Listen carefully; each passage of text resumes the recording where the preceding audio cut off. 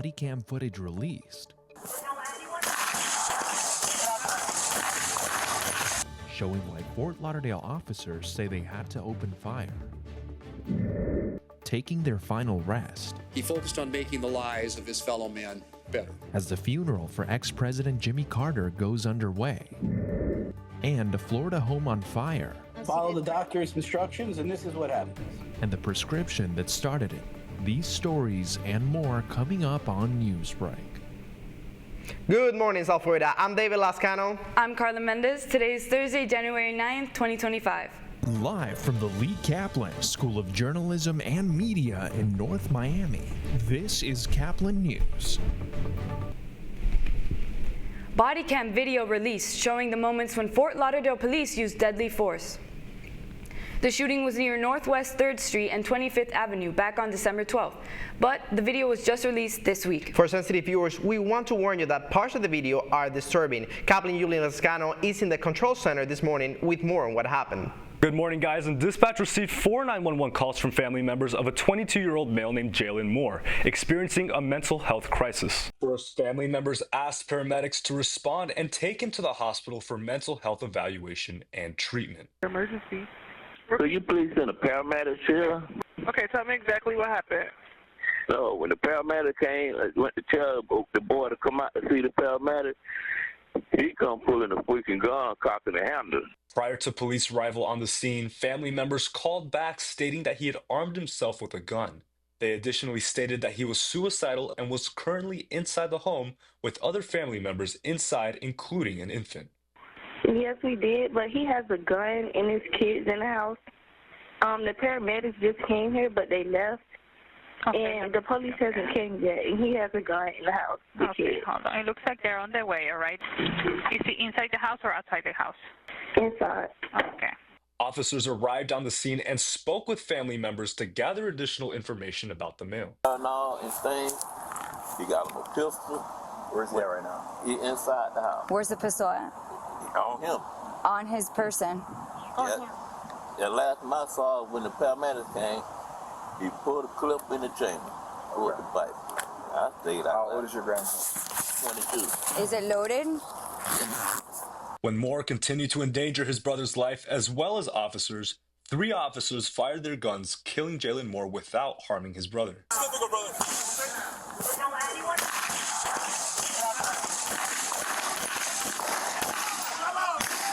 Moore was struck and officers immediately began conducting life-saving efforts until Fort Lauderdale Fire Rescue arrived and took over care. The hostage nor the officers were injured during the confrontation, but Moore was transported by Fort Lauderdale Fire Rescue to Broward Health Medical Center, where he was pronounced deceased. I'm Julian Lascano reporting for Caplin News. And America bids a final farewell today to its 39th president, Jimmy Carter, in our nation's capital. Reporter Isabel Rivera is about to leave for Washington as part of our D.C. Bureau program and joins us live with a preview. Good morning, David and Carla. Thousands of mourners have visited the Capitol this week to honor the life of Jimmy Carter. However, all eyes are on the Washington National Cathedral this morning, where the funeral service will take place at 11 a.m. Former President Jimmy Carter has been lying in state at the Capitol building since Tuesday, where family, friends, and lawmakers have gathered to pay their respects. It's amazing on these last few days to for my family to see how much we share him with the world. Carter returns to D.C. following several days of tributes in his home state of Georgia. Today we gather to celebrate the life of a man whose works will echo for generations to come. From his humble beginnings as a peanut farmer and Navy veteran, he rose to become governor of Georgia and later the 39th president, serving from 1977 to 1981. Carter's dedication to humanitarian work defined his legacy. He spent countless hours volunteering with Habitat for Humanity and championed human rights and healthcare access through the Carter Center. He focused on making the lives of his fellow men better. Remembered as a one-term president and Nobel Peace Prize laureate, Jimmy Carter's life stands as a remarkable testament to public service and an enduring example of leadership. Without question, he was a great public servant because of his beliefs, because of his faith, because of the principles that he stood for. I think that'll always be important in remembering Jimmy Carter. All 5 living presidents will be in attendance, and President Biden will be expected to give a eulogy. Carter's remains will then be taken to his hometown of Plains, Georgia for a private interment. Reporting live for Caplin News, I'm Isabel Rivera. Thank you so much, Isabella. But changing gears right now, a prescription vape pen sparked the flames, causing a fire at a South Florida home on Monday. Thankfully, no one was hurt. WPTV reporter and Caplin News alumna Citoli Solaci has the story. The Thiemann family never imagined their Monday would play out like this. I keep reliving it. It's only been a couple hours, but can't get it out of my mind. The family is renting the property. It was around 12 p.m. when Mark Thiemann heard a loud noise coming from the backyard.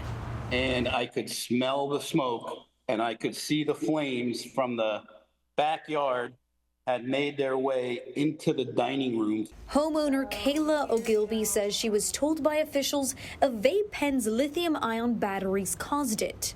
Just like such a small device could cause this type of damage is unbelievable and scary. The Thiemanns never thought the device would almost cause them to lose their dog, Boris. When the firemen came, I kept saying, my dog, my dog, my dog. And thank God they got the dog. Boris was quickly rescued by firefighters. This is our white dog that is now very dark and black. Thiemann says they are prescribed to use the vape pen, and his wife is undergoing breast cancer treatment, but says they will be saying goodbye to the device after Monday's life-altering moment. Follow the doctor's instructions, and this is what happens. Both the Thiemanns and Ogilvy have lots to replace and repair, but it's a loss they'll accept. I'm just grateful that everyone has made it out okay. It turned like real when you actually see what happened and how bad it could have gotten. Zitlali Solace, WPTV News. Everything is back to normal this morning at the Miami International Airport's garage after a dramatic car fire. Miami-Dade Fire Rescue extinguished the flames yesterday morning inside the Flamingo garage. At least 12 vehicles were damaged or destroyed, temporarily disturbing operations. The garage was restricted. Only select passengers with cars in the section could get to their vehicles. And the Florida Panthers are heading to a new city that they've never been to play against a team that they've never played. That's still ahead, and so is this story. Hopefully with the new administration coming in, they'll see a great opportunity to just headquarter NASA here on the Space Coast of Florida. Governor Ron DeSantis in talks with NASA about the possibility of a big change. Newsbreak will be back in 2 minutes.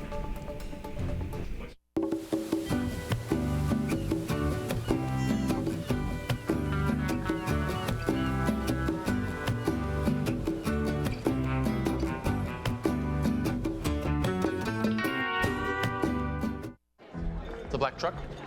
Hey, Christina from accounting. Yeah, hi. Hey, I used to date a girl named Christina. Oh, really? Yeah, and then she dumped me for my best friend. You want to see some photos of them that I took? I don't. I thought we talked about this, buddy. Buzz and overshared again? Yeah. Yeah. I'm gonna call a car. That's a smart idea.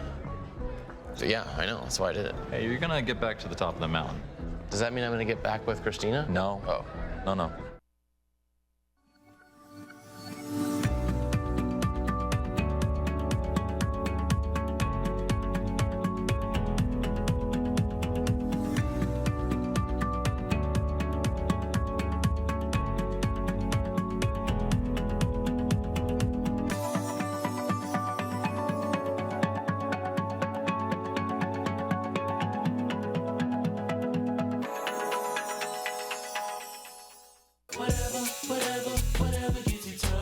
There are a lot of ways to reach out to a friend about their mental health.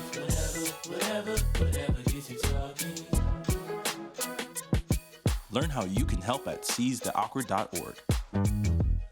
Bill is a family man. He invests his money wisely and provides a good life for his children.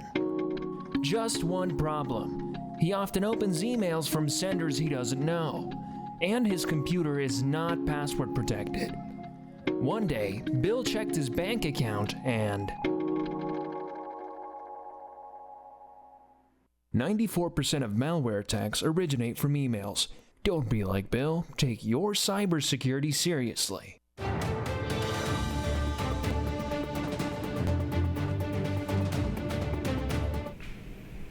Space talks. NASA headquarters could soon be on the move. This morning, Governor Ron DeSantis and NASA continue to discuss the possibility of relocating NASA's headquarters from Washington, D.C. to the Kennedy Space Center.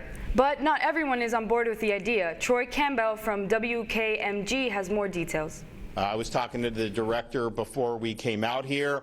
There is an interest in moving the headquarters of NASA right here to Kennedy Space Center, and I'm supportive of that. They have this massive building in Washington, D.C., and like nobody goes to it, so why not just shutter it and move everybody down here? Speaking to a crowd at Kennedy Space Center on Wednesday, Governor Ron DeSantis suggested their support moving NASA's headquarters to Florida. Hopefully with the new administration coming in, they'll see a great opportunity to just headquarter NASA here on the Space Coast of Florida. And so why wouldn't you want to move the NASA headquarters to the busiest spaceport in the world? Rob Long is the CEO of Space Florida and says he welcomes the move.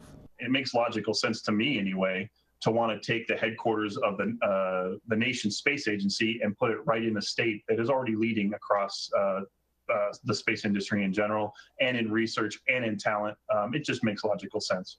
However, not everyone agrees. So I think that's really bad. Dr. Ken Kremer is a research scientist and the editor of Space Up Close. We caught up with him on Zoom while he took a road trip out of state. Tell me, what went through your mind when you first heard the governor said this? Actually, I was pretty shocked to hear it and very surprised. I really think this is a poor idea, actually.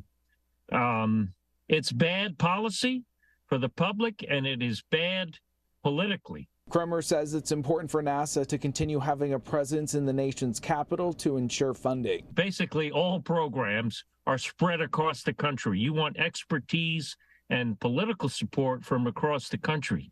And if they concentrate everything in Florida, then nobody else will care. Troy Campbell, Getting Results, News 6. Just announced the Florida Panthers will play an outdoor game in 2026 against the Rangers at Lone Depot Park here in Miami as part of the Winter Classic program. Meanwhile, the Cats returned today from their first trip to Salt Lake City after beating the NHL's newest team, the Utah Hockey Club. After a slow first period, the Panthers took the lead in the second and ran with it in the third. The final score was Panthers 4, Utah 1. The Panthers will host Boston Bruins on Saturday at 1 p.m. You're watching Newsbreak, and we're coming right back.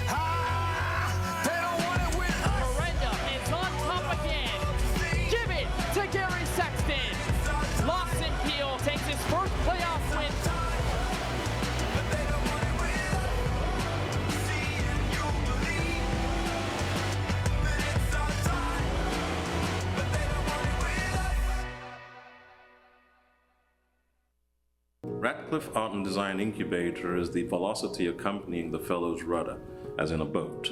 Unless there is movement or action, the planned direction is of little consequence. We encourage the creative ideas into action, and from the experience of doing, we critically assess the feedback, adjust, and set out to rediscover the potentialities of an entrepreneurial mindset.